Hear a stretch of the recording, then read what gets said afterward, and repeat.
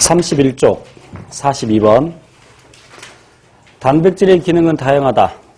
단백질이 어떤 기능을 할 것인지에 대한 정보를 포함하고 있는 것은 단백질의 몇 차 구조인가 그랬는데 이거 되게 3차 구조를 답으로 고르는데 정보라는 게 포인트입니다.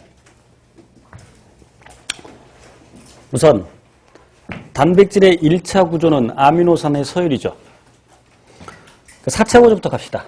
4차 구조는 2개 이상의 3차 구조가 모여서 되는 것인데 그럼 그 3차 구조 속에는 2차 구조가 들어있죠. 2차 구조 속에 1차 구조가 있죠. 2차 구조는 NH기와 CO기 사이의 수소결합. 그리고 이제 3차 구조는 소수성 상호작용. 그러니까 그 알기의 성질에 따라서 그 알기가 소수성을 띠고 있는 것들끼리 서로 뭉치죠. 그 단백질의 구조 내부로. 그리고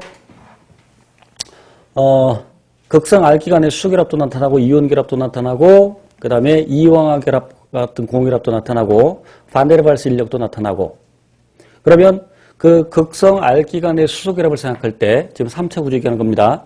그럼 그 어떤 아미노산이 그러니까 극성 알기를 갖고 있는 아미노산이 있어야 거기서 극성 알기 간의 수소 결합이 일어나겠죠. 그러니까 결국 어떤 종류의 아미노산으로 구성되느냐에 따라서 3차 구조가 달라지겠죠. 이해되지?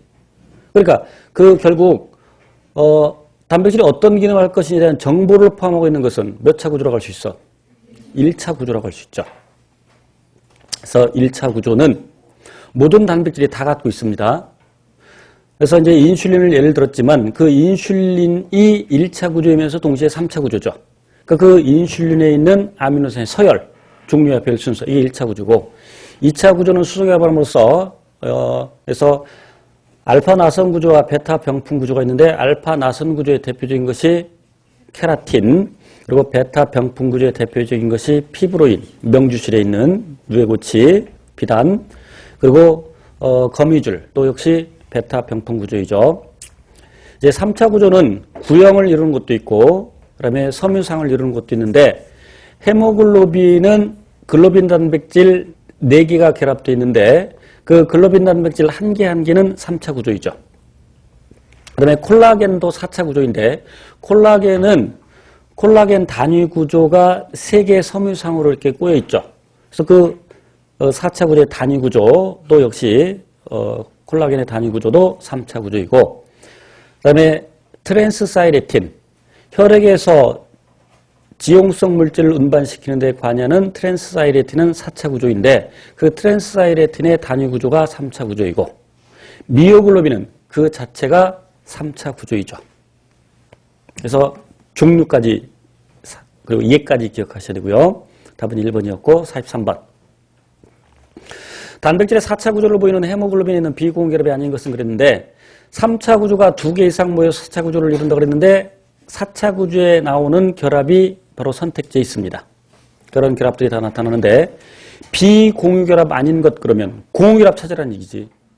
그럼 탄소 결합은 탄소와 탄소 사이의 결합은 무슨 결합이야?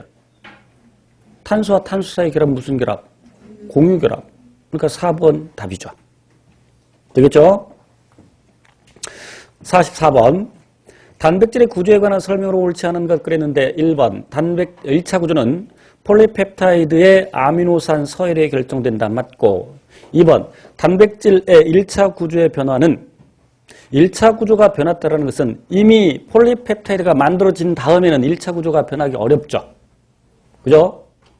물론 이제 인슐린처럼 처음 만들어질 때 150개 이상의 아미노산 구성도 있지만 그것이 구부러지고 잘리고 이용화 결합을 하면서 51개 아미노산으로 되는데 그럼 그 51개 아미노산일 때 이미 그 폴리펩트 상태에서는 이렇게 뒤집어지기가 어렵죠.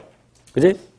자, 그런데 그래서 1차 구조는 아미노산 서열이고 그런데 2번 그럼 1차 구조가 변했다는 말은 아미노산의 서열이 달라졌다는 얘기인데 그럼 그 어떤 종류의 아미노산이 올지를 결정되는 것은 DNA 염기 서열이죠.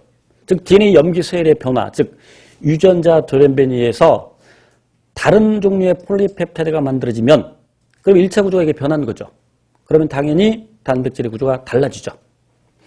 그래서 헤모글로빈의 글로빈 단백질 여섯 번째 아미노산이 글루탐산인데 그 글루탐산